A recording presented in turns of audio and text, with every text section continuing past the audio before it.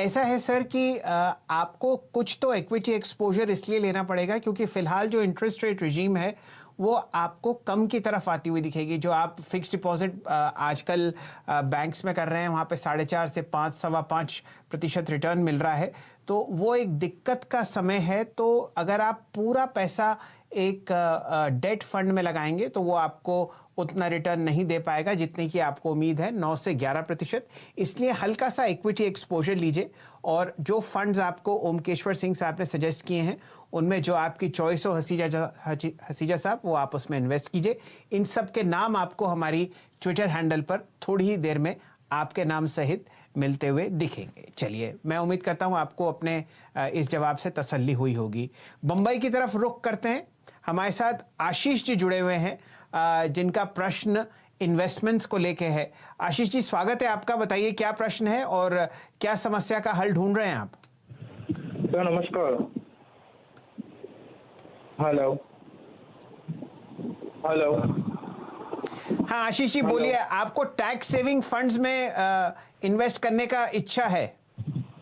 हाँ sir, tax saving fund देख रहा हूँ। आज मेरी एज 25 ईयर्स है। लॉन्ग टर्म के लिए प्लानिंग है मेरी। जी, और कितना पैसा आप लगाना चाहते हैं? Sir 15 to 20,000 per month. चलिए आशीष जी, बहुत अच्छा आपने कॉर्पस चूज किया है। इससे आपको दो फायदे होंगे। एक, जो आपको टैक्स में बेनिफिट मिलता है अपने एनुअल सैलरी में, वो आपको ठीक ठाक तरीके से मिलता हुआ दिखेगा। लगभग 1.5 लाख रुपए आप वहां बचा सकते हैं। अब रही चॉइस, कौन कौन से फंड्स आपको पसंद करने चाहिए, वो आपको बताएंगे ओमकेश्वर जी। जी, आशीष जी ने काफी अच्छा चॉइस किया है।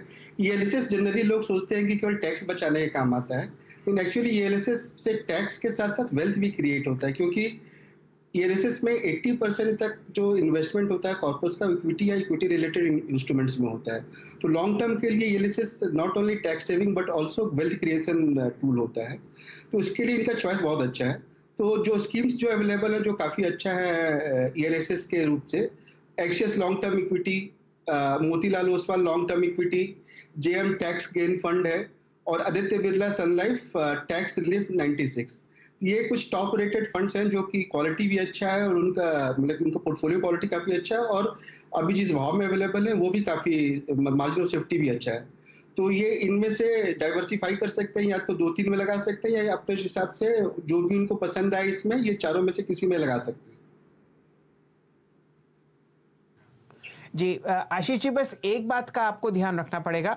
जितने भी टैक्स सेविंग फंड्स हैं इनमें आपको 3 साल का लॉक इन रखना पड़ता है पैसा, क्योंकि उसी वजह से आपको जो इनकम टैक्स में बेनिफिट मिलता है वही एक कारण है कि ये लॉक इन में रहेंगे आपके पैसे। तो आप इस सोच पे पैसा लगाएं कि जो आप पैसा आज लगा रहे हैं वो आपको 36 महीने के बाद मिलेगा। और इसी तरीके से जैसे जैसे आप हर महीने पैसा लगाते रहेंगे तो वो आंकड़ा आगे की तरफ बढ़ता रहेगा। चॉइस आपके सामने है और इन फंड्स का नाम हमारे ट्विटर हैंडल पर आपको थोड़ी ही देर में आपके नाम सहित मिलेगा। हमारे साथ जुड़ने के लिए आपका बहुत बहुत शुक्रिया आशीष जी। अगली बारी है रमन जी की, हमारे साथ नोएडा से ही जुड़ रहे हैं। आप प्राइवेट सेक्टर में काम करते हैं और आप एक 3 करोड़ का कॉर्पस चाहते हैं कुछ इन्वेस्टमेंट्स के साथ, और बचे हुए 12 साल में आप चाहते हैं कि ये पैसा जमा हो जाए। रमन जी, स्वागत है आपका। ओमकेश्वर जी से अपना सवाल पूछिए। Thank you sir. नमस्कार ओमकांत जी, मैं रमन बोल रहा हूँ। मेरे को अभी 24 ईयर्स का हूँ और 58 ईयर्स में रिटायरमेंट है। मैं पब्लिक लिमिटेड कंपनी में काम कर रहा हूँ और अभी एट मंथली अराउंड 2 ईयर्स से 25,000 स्पोर फंड में डिपॉजिट कर रहा हूँ सिप के जरिए। ये है Reliance growth fund, L&T India value fund और and 2 other funds written over there. तो मैं चाहता हूँ कि मेरे 2 डॉटर हैं, अभी 6 ईयर्स की और एक 3 ईयर्स की। तो हमारे 15 ईयर्स के बाद मेरे को चाहिए 1 करोड़ 1 डॉटर के लिए और 1 करोड़ सेकंड डॉटर के लिए, 1 crore for retirement, and this is for my investment. So how can I accumulate, and if there is any shortage, in this fund for investment. So how can I do further? Hello. अगर आपका time मैं ये horizon सवाल दोबारा repeat कर देता हूं। ओमकेश्वर जी, जरा सवाल दोबारा रिपीट कर देते हैं ताकि हमारे दर्शकों को समझ में आ जाए। 25,000 रुपए पर महीना रमन जी इन्वेस्ट कर रहे हैं 5 फंड्स में। वो चाहते हैं कि 14 साल बाद उनके पास 3 करोड़ का कॉर्पस हो, और वो आपकी राय जानना चाहते हैं कि कहां कहां इन्वेस्ट करें और कितना पैसा उनको लगाना पड़ेगा फिलहाल। मोटा मोटा प्रश्न ये है जी। तो अगर 3 करोड़ का कॉर्पस चाहिए आज से 14-15 साल में या 12 से 15 साल में, तो इनको कम से कम 60,000 रुपए पर महीने का SIP करना पड़ेगा। और जो 60 महीने का जो SIP करना होगा, उसमें से जो फंड्स जो उनको देखने पड़ेंगे वो मल्टी कैप में है, फोकस्ड में है। इसमें अगर वो ध्यान देंगे तो उनका जो क्रिएशन है, जो कॉर्पस क्रिएशन है, वो होने का चांसेस ज़्यादा है।